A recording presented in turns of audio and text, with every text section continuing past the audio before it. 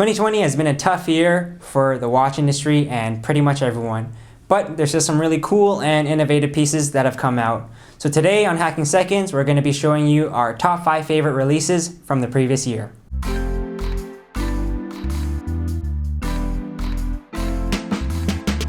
Now sitting at number 5, we have the Grand Seiko SBGJ 237.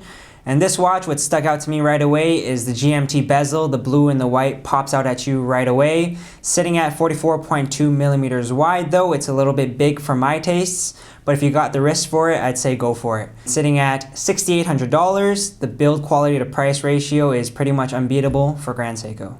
At number 4, we have the Mont Blanc 1858 Geosphere.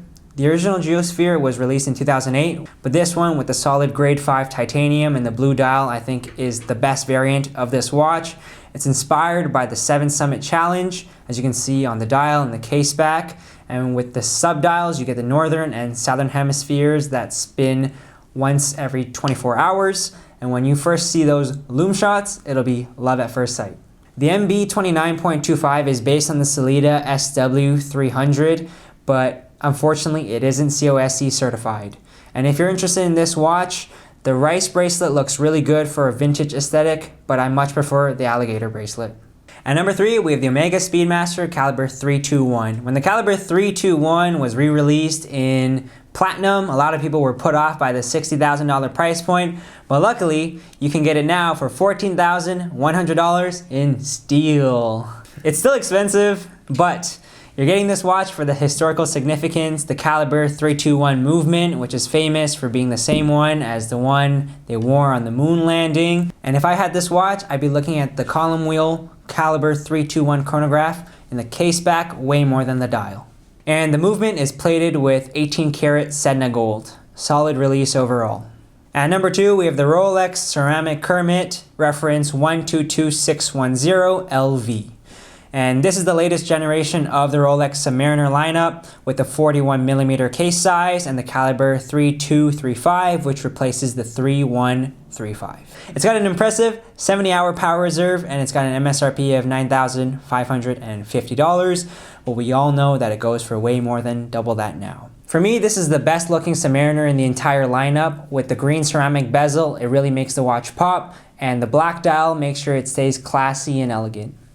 And now at number 1, we have the Zenith Chronomaster Sport. And for the number 1 spot, this is technically a 2021 model, and it was just released, and it's so good that we made an exception.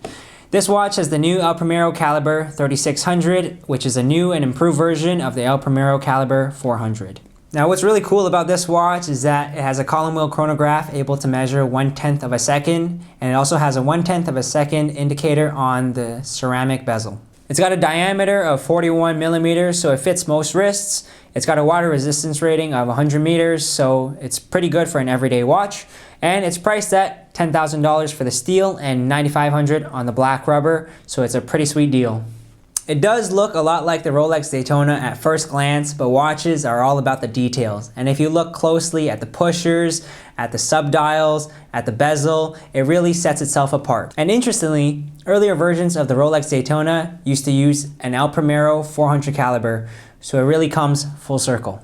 And there you have it, folks. Top 5 watches of 2020. Thank you for tuning in to Hacking Seconds. I'm your host, Frost Tanner. If you like this video, please give us a thumbs up and subscribe for weekly content. Let us know down below if you agreed with our list, or let us know your top 5. See you next week.